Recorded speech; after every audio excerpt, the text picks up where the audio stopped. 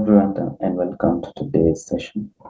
My name is Ken Muragoli. I'm a verbal trainer with the Kenya Airlift program.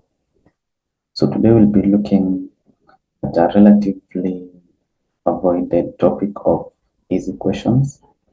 And most of the times we find ourselves avoiding the easy questions.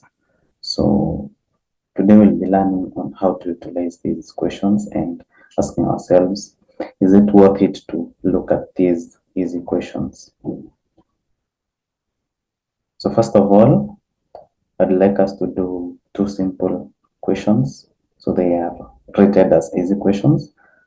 Then as you're doing these questions, try to take note of what is being tested and how you can use these to your advantage because they are fairly easy.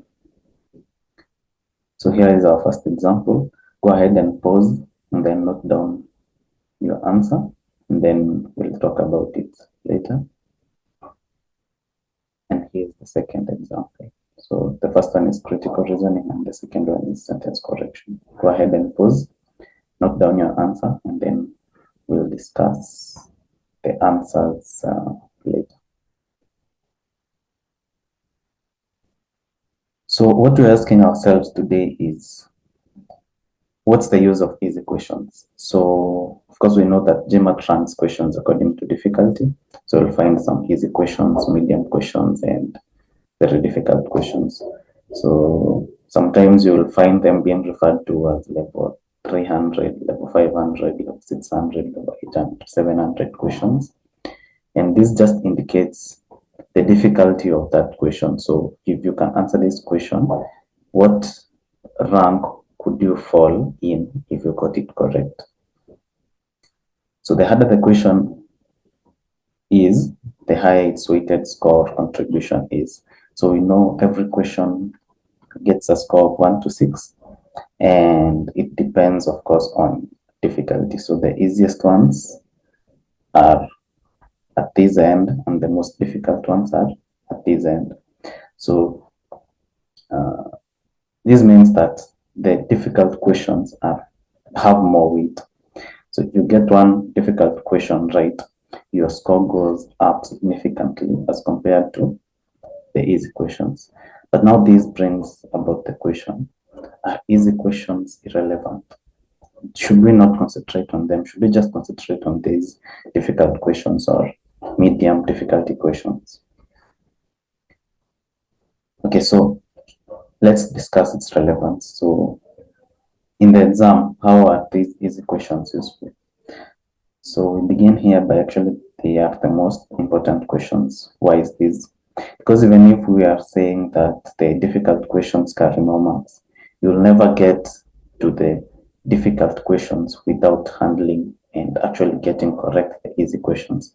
This means that if you get one question correct, it's an easy question, the difficulty will go up. So you get another question correct, difficulty goes up, get another question correct. So to get to these difficult question here, you must actually get this right. And if you get an easy question wrong and another question wrong, it doesn't matter if you really know how to solve this difficult question, because the algorithm will never give you that difficult question. So you must get the easy questions correct first, then get the medium also, and then now that's when you will get to the difficult questions. So this is why we are saying they're the most important questions. If you keep getting the difficult questions correct and missing the medium and easy questions, your projected score will actually tank, will actually go down. So this means that these easy questions, missing them is more punishing than difficult questions, because as you go, the GMAT algorithm tries to rank you. Where does the student lie?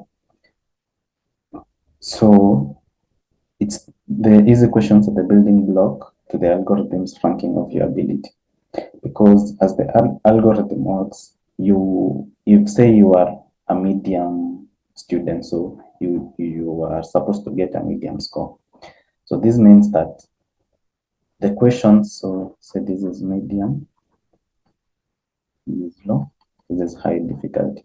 So if you're supposed to lie here, you're actually supposed to get most of these right, and then around half of your level, and then high, of course, you'll probably miss most of them, but you'll get one or two. So this means that if here in the low difficulty you get maybe 50% right, the highest chance is that the algorithm will assume that you lie in this difficulty level. So you actually must be good at these very easy questions for the algorithm to know that you belong to another difficulty level. So that was the exam. And how does these easy questions help you during your studies? So they are the foundation of solving harder questions. So one of these is knowing the test areas. So easy questions are more often than not straightforward. This means that if it's verbal, if you are being tested about pronouns, it will be just straightforward that this is a pronoun test. If it's about parallelism, same case. If it's about verbs, the harder questions, it's really very difficult to see what's being tested. So the easy questions help you identify the test areas, and as you practice in these test areas, say you are practicing on comparisons, your ability to spot comparisons, to spot incorrect comparisons actually goes up as you practice with these easy questions, so that now you are able to handle the medium or the high difficulty, because now you have trained your brain to kind of spot these test areas. And then the second is approach. So once you know these test areas, how do you approach such a question? So because these are straightforward questions, you can actually perfect your approach before moving on to the more difficult questions. And then the second part, it's good for identifying weak areas. So because as we know, GMAT questions rarely test one area or one subject. So you'll rarely find a question testing verb tenses only. You'll rarely find a GMAT question testing only, say, subject-verb agreement.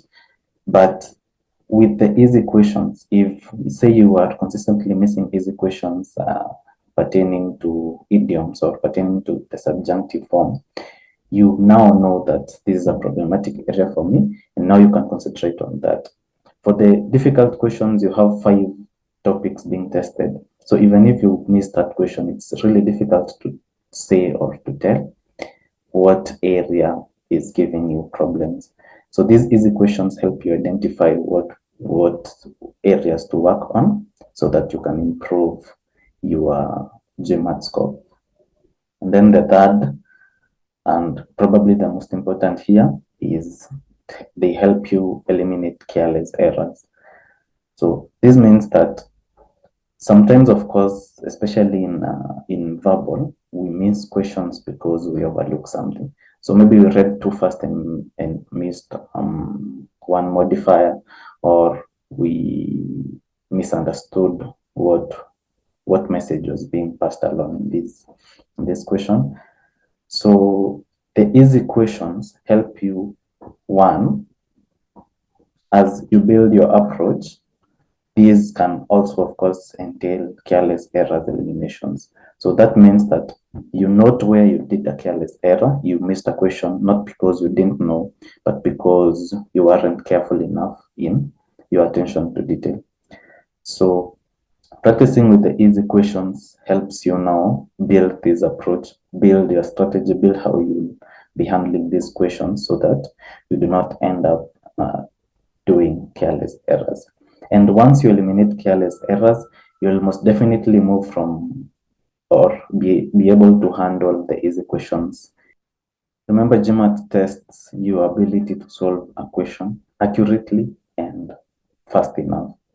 So you have very limited time to solve a question accurately as possible. So These are the uses of easy questions, and we'll be seeing these as we discuss the questions that we did earlier. You're watching Success with Bob Mwiti Show, presented to you by Upstack America. Upstack America is a consulting company that helps immigrants find amazing higher education and job opportunities in the tech industry in the United States. You can find our programs by going to www.upstackamerica.com.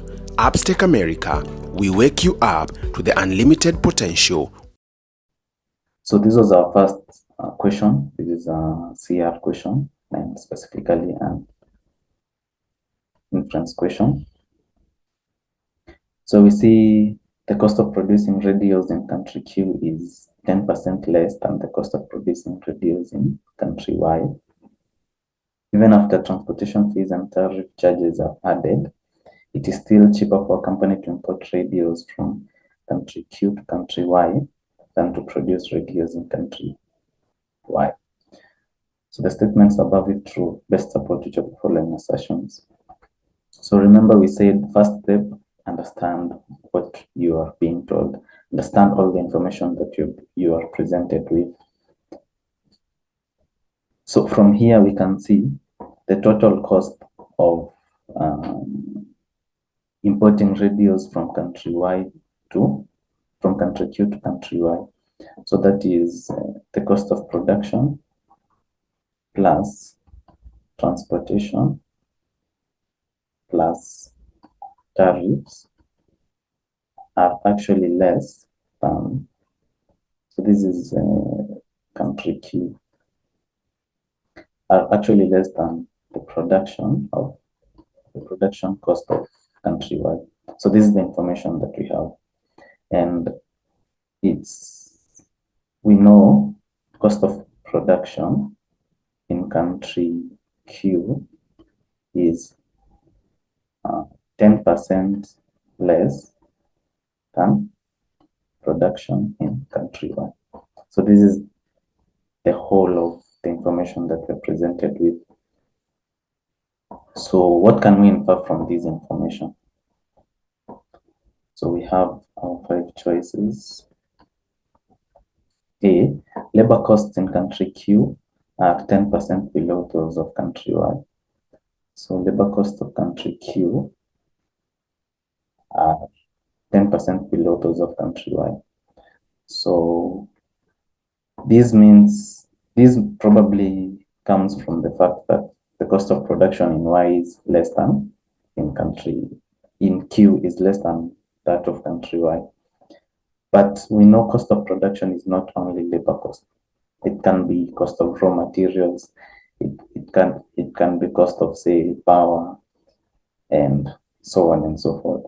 So just because we know that production cost in country Q is less and 10% less, doesn't mean that the labor cost is 10% less in country Q, because there are other factors that are involved in the cost of production.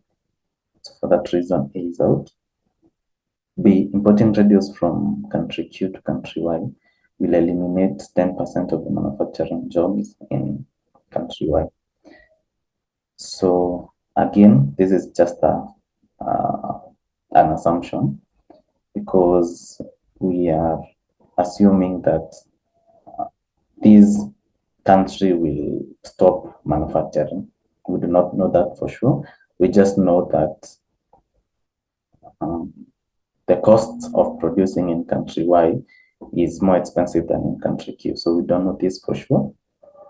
Can eliminate. C, the tariff on a radio imported from country Q to country Y is less than 10% of the cost of manufacturing the radio in country Y. So we have one cost here, tariff. And we have been told that in tariff of importing to country Y from Q is 10%, less than 10%, not this, less than 10%. So what do we know for sure? That if you take the production cost, add the transportation cost and the tariff, is still less than the production cost in country Y. And we know that, of course, this comparison is 10%. So if adding transport and tariff is still, it doesn't get to 10%, or doesn't get to 10% to cover off these costs that the Y is more expensive with, because we know if, say, the production in country Y costs, say, $100, so production, transport, and tariffs of country Q will be less than 100. So maybe, if let's say, even 99.5.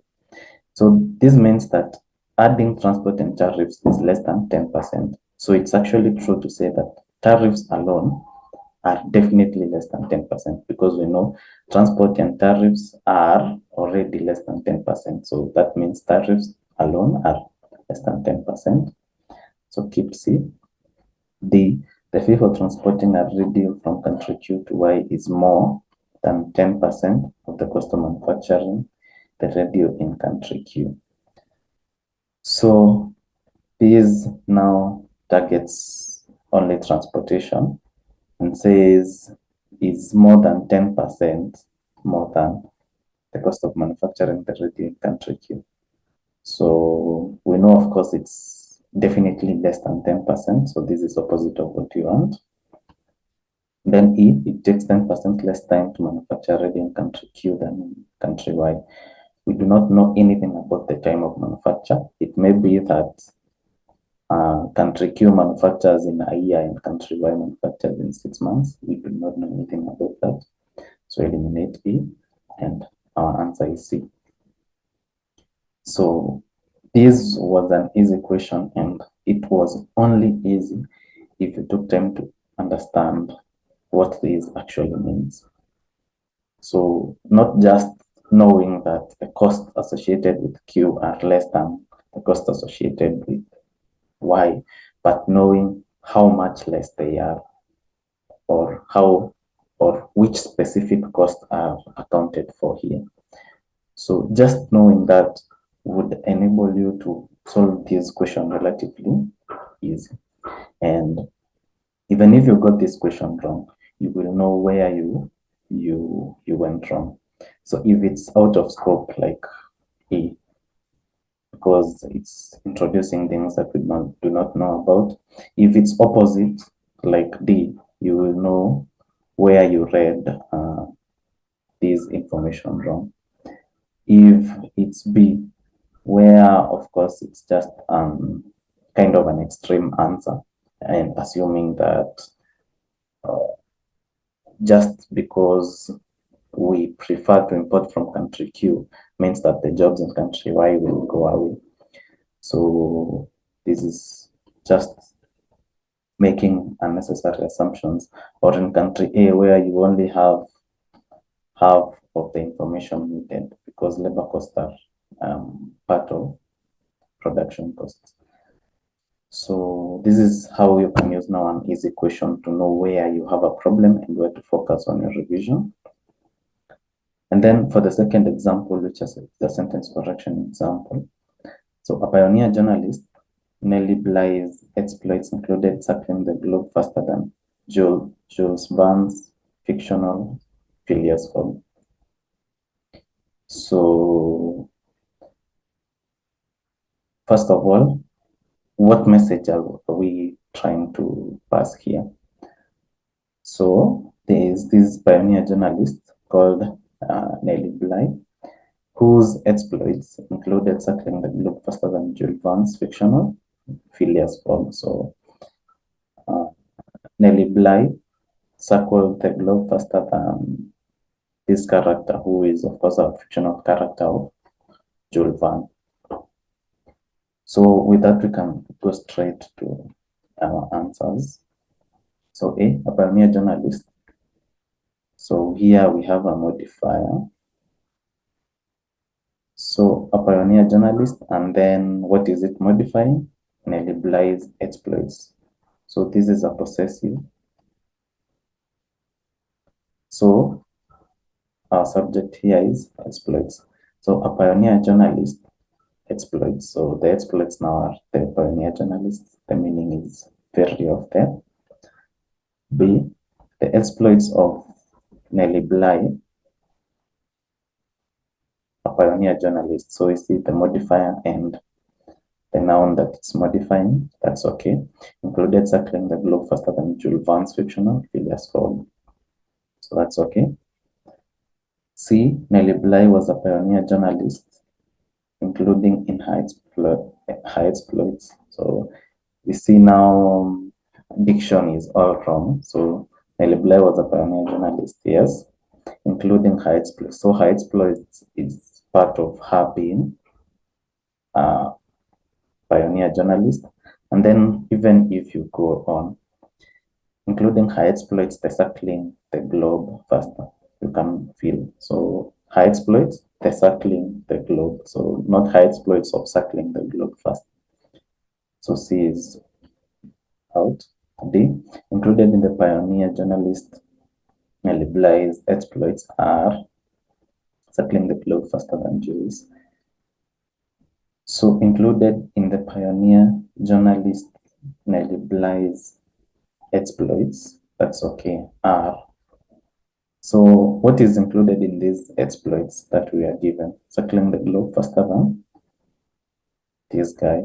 So this is one item. So how are we introducing one item with a plural verb? So for that reason, D is out. E, the pioneer journalist exploits of Nellie Bly included circling the globe faster than Jules, fictional Phineas Fogg. So the pioneer journalist exploits. So there's this pioneer journalist who had exploits of Nellie Bly. So we can see, of course, the meaning is distorted there because it makes these different subjects.